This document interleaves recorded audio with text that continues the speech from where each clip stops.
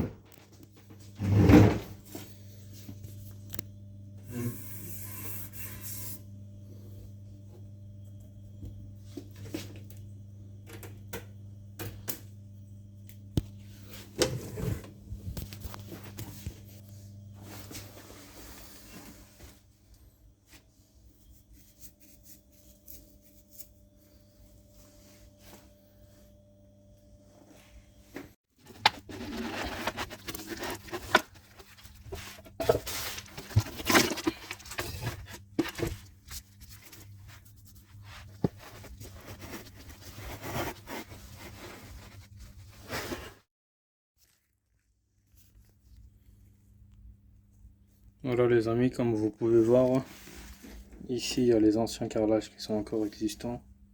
Donc le PVC qui vient de WC sur la droite, il passe à l'intérieur dans cette partie de ciment que je serai obligé de le casser.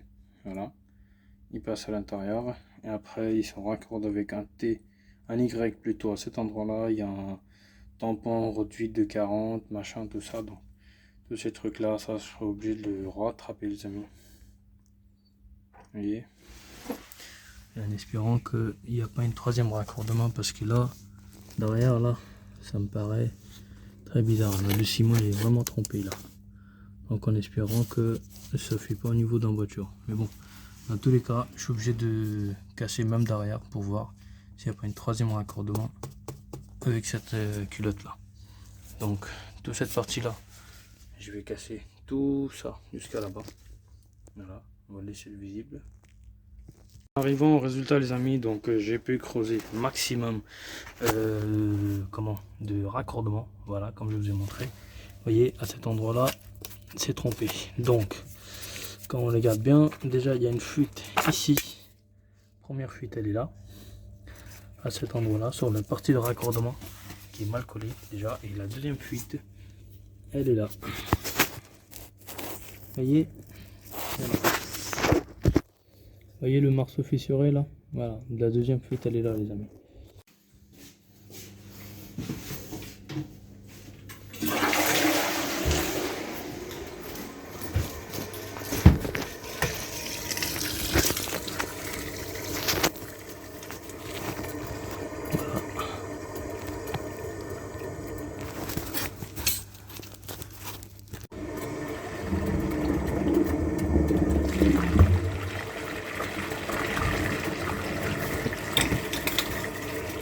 Et bah ça coule hein.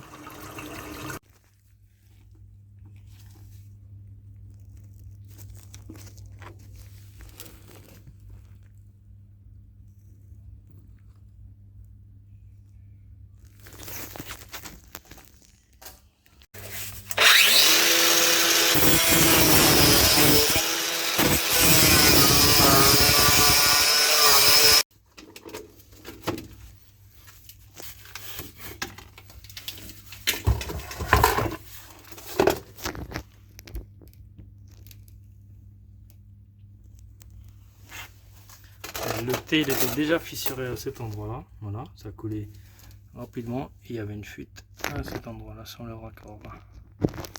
Donc c'est encore un coude qui est une mauvaise collage.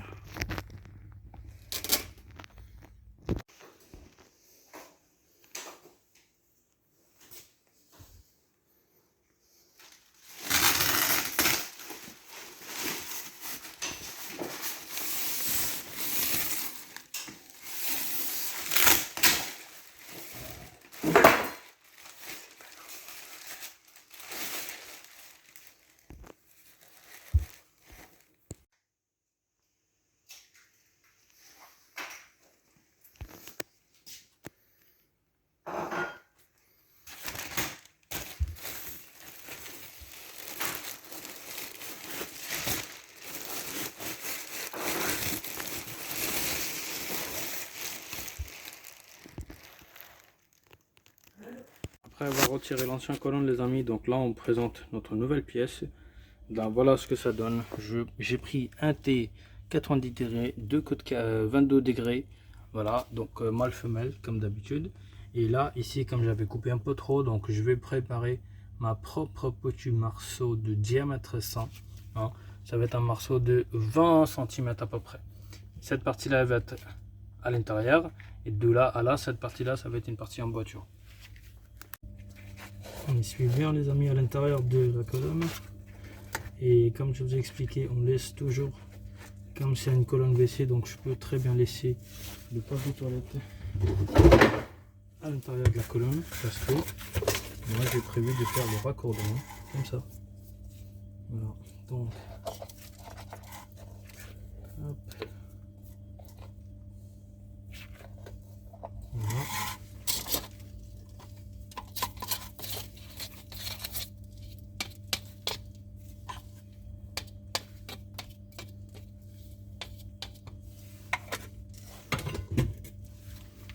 PVC bien chargé.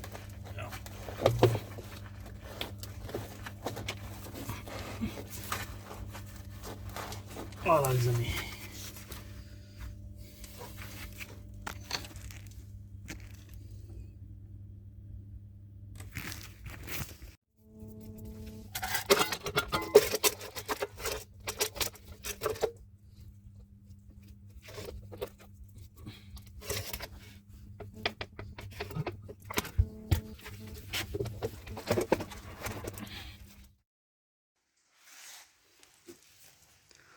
Là la pièce qui est au sol les amis, donc là j'ai fait une emboîture, voilà. Je mets pas de manchon, je fais une emboîture ici. J'ai fait descendre ma colonne au-dessus jusqu'à là, donc de là à là j'ai préparé ma pièce. Là j'ai fait une emboîture qui va venir s'adapter à cet endroit là, et en bas ça va faire un raccordement directement avec la colle PVC.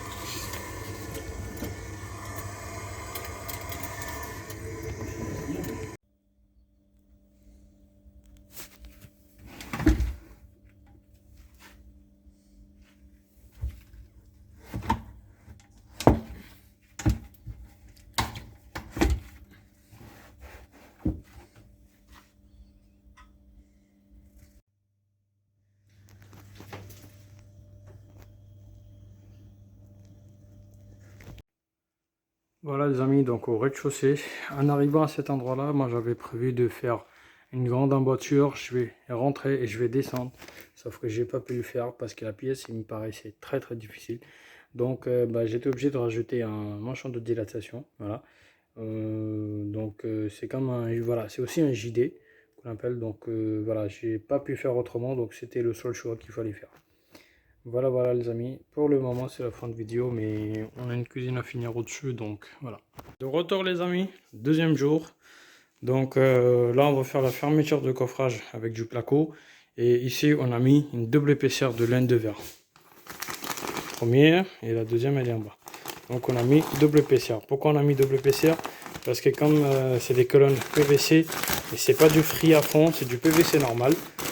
Donc c'est même pas une chute unique encore ça isole le bruit, mais là c'est du PVC normal qu'on a mis, donc pour éviter qu'on a trop de problèmes des bruits, les charges d'eau et tout ça, donc on a mis de la laine de verre les amis. Ça va permettre de protéger contre le bruit. Voilà les amis.